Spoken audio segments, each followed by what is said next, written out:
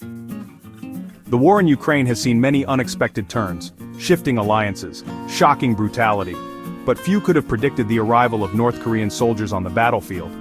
Their presence, fighting alongside Russian forces, has added a new layer of complexity to an already volatile conflict. These are not your typical soldiers, isolated from the world, steeped in propaganda, and trained with a different kind of warfare in mind. Their presence has raised eyebrows and sparked questions. What are their objectives? How effective are they on the modern battlefield? And what do their tactics reveal about their training and mindset? The answers, it turns out, are far from simple.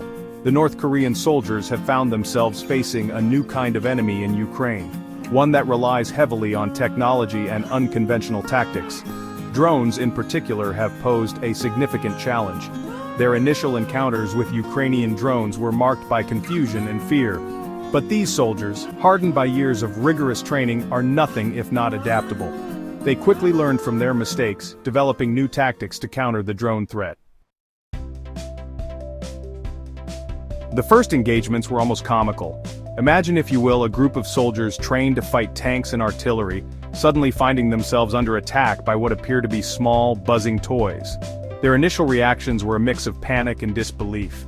Some soldiers, disoriented by the unfamiliar whine of the drones, simply ran. Others, perhaps remembering their training, raised their rifles and fired wildly into the sky. The results were predictable. The drones, nimble and deadly, continued their assault, raining down fire from above. But the North Koreans, to their credit, did not give up easily. They observed, they adapted, they learned. They soon realized that traditional tactics were ineffective against these new aerial adversaries.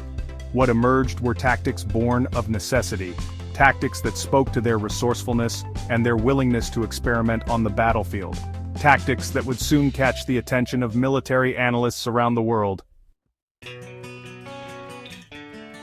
One of the most intriguing tactics employed by the North Koreans was the three-man gambit.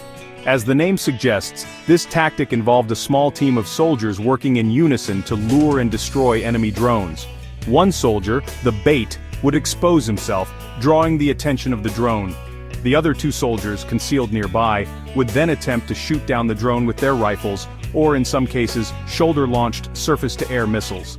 This tactic, while risky, proved surprisingly effective. Documents recovered from deceased North Korean soldiers revealed detailed diagrams and instructions for carrying out this maneuver. The documents, written in Korean, provided valuable insights into the mindset and training of these elusive soldiers. Another tactic involved the use of camouflage and deception.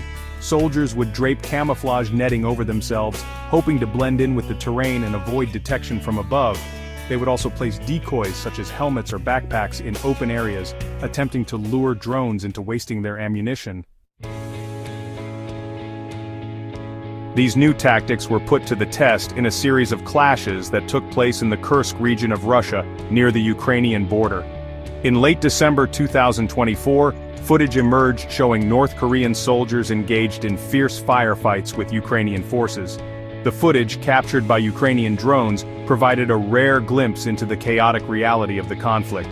One particularly harrowing video showed a North Korean soldier firing a shoulder-launched missile at a Ukrainian drone. The missile missed its target, exploding harmlessly in the distance. On January 5, 2025, reports emerged that North Korean soldiers had evicted elderly Russian civilians from their homes in the village of Manovka, Kursk region. The soldiers, seeking shelter from Ukrainian drone strikes, reportedly forced the residents out of their homes and into the bitter cold. Just days later, on January 9, 2025, North Korean infantry participated in a major counteroffensive alongside Russian armored columns. The attack, which targeted Ukrainian positions in the Kursk region, involved a significant number of tanks, armored personnel carriers, and infantry fighting vehicles.